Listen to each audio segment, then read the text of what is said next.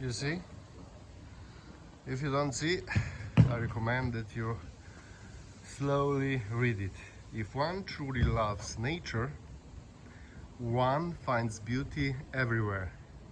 I hope that you understand the word one, because that's actually mean God, and that's mean you.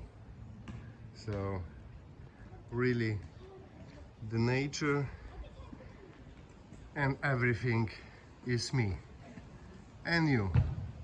You just need to get that and realize that.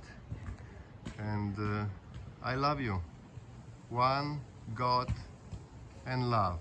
Those are the three words which they mean the same. Love you guys. God.